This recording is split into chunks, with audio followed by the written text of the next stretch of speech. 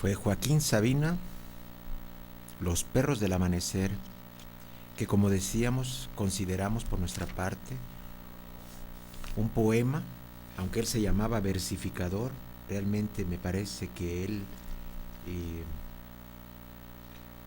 no solo en este, pero especialmente en esta canción, logra la identificación de lo esencial, de esos impulsos que no se dejan dominar, que a veces no son escuchados. Bueno, aquí el poeta sí los escucha y nos recuerda, digamos, que están ahí esperando ser asumidos, tomados en cuenta en su crueldad incluso. Bueno, regresando un poco a lo que habíamos comentado, esta última parte, ¿verdad? Digo, pensé que nos iba a llevar más tiempo. La última parte que tenemos, queremos también dividirla en dos. Algunas consideraciones ya en el campo peligroso, diría yo, peligroso por el hecho de hacer abstracción de lo histórico.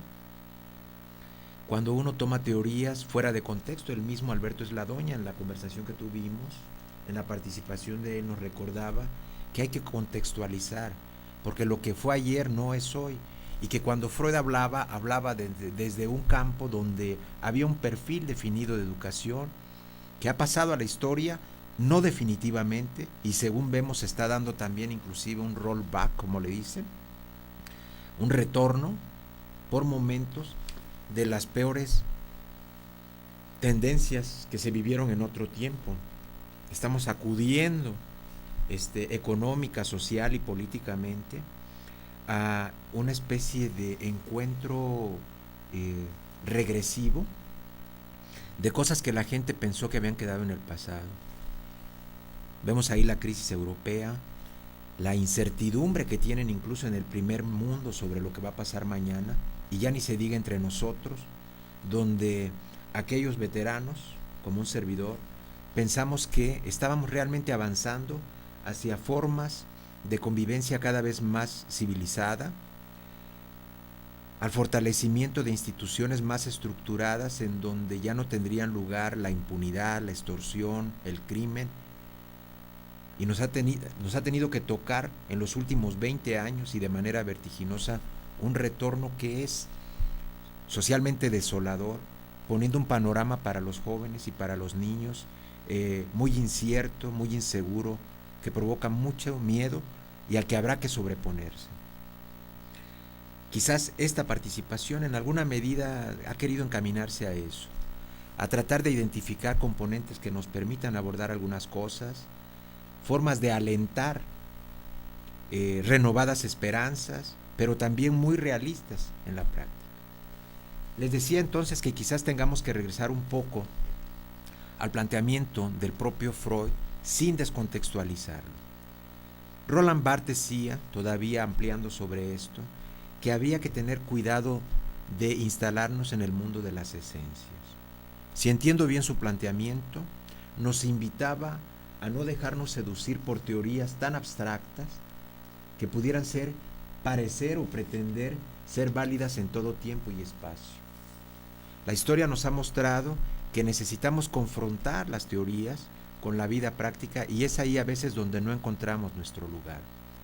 Hemos traído aquí una serie de melodías hoy, justamente que nos dan la certidumbre de que si los campos teóricos, sea psicoanalítico, pedagógico, puede ser sociológico, histórico, filosófico, no nos dan cuenta de realidades como estas, otras formas de expresión social como es estas crónicas deliciosas de Joaquín Sabina, implacables, crudas, nos muestran que sí hay gente que ha estado pensando en esa otra dimensión humana y le ha dedicado su canto. Más deberíamos estar obligados nosotros, en el campo que nos corresponde y en el que incursionamos, a tratar de darle validez. Producir ese conocimiento sobredeterminado que nos habla del aquí y ahora, de Morelia, de Michoacán, de México, de América Latina, del tercer mundo.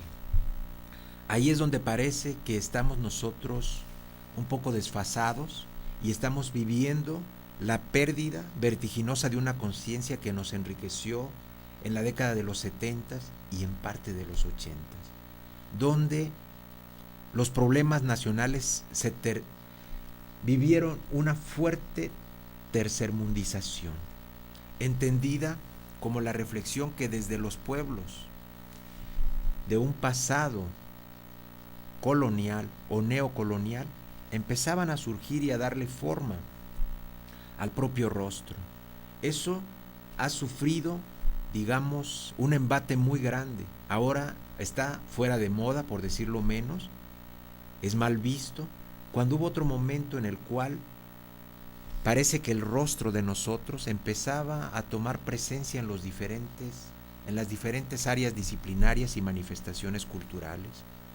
Surgía el teatro popular, surgía la filosofía de la liberación, la teología de la liberación, y de repente empezaban a tomar rostro exactamente lo que nos decía Panteón Rococó, donde sí tenía, la gente pobre tenía lugar y empezaba a tener rostro su historia, sus luchas. Es una invitación esta también, por eso me permití recordarles el reciente libro publicado por Oscar Vingars, gran amigo, nicaragüense, que radica allá en Querétaro y que nos acaba de anunciar la aparición de su libro. Quedó de mandarlo, pero no ha llegado, y en otra ocasión quizás podamos hacer una reseña. A Centroamérica, proveniente de esta Centroamérica, que estuvo en la frontera de un cambio revolucionario en algunos casos.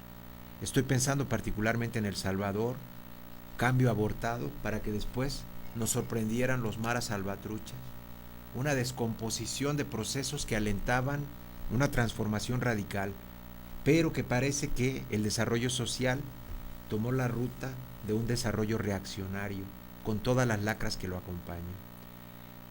No sé si es predicar en el desierto, pero creo que hay que recuperar nuevamente esos elementos, esos vasos comunicantes que nos estaban fortaleciendo y nos estaban dando una memoria propia, insisto, con una visión tercermundista. Ahora vuelven las peores lacras del racismo en el primer mundo, que con su propia crisis es una de las vertientes que puede desarrollarse. Aquí mismo hemos expuesto nuestras simpatías por las grandes masas obreras y los jóvenes que allá en Europa luchan por oponerse a las políticas neoliberales, pero eso no nos ciega en el sentido de que una de las vías más reaccionarias que puede haber para enfrentar esa crisis sea el rechazo del tercermundismo, la persecución de nuestros hermanos africanos que emigran masivamente a Europa. Es más, no sé si podamos ahorita pedirle de última hora a Alex que nos apoye con esa canción de Manu Chao. Se me escapa el nombre ahorita, es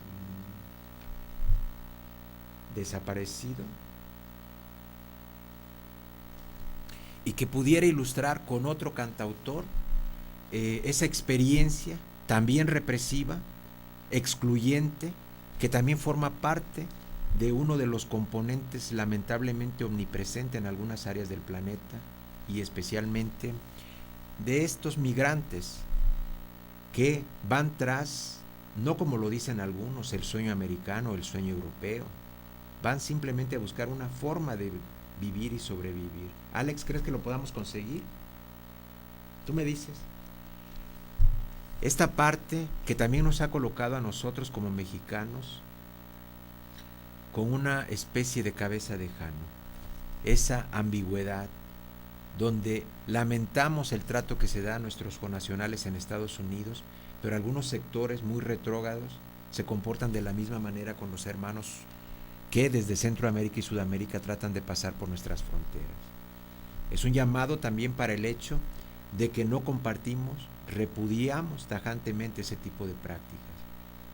Asumir un hilo conductor tercermundista significa identificarnos como pueblos que vienen de una opresión de casi 5 siglos, ¿verdad? Y que perdura ahora si tomamos en cuenta la expresión del maestro Fernando Benítez. O sea, un México que tiene un rostro soterrado, pero que también tiene una gran capacidad de rebeldía.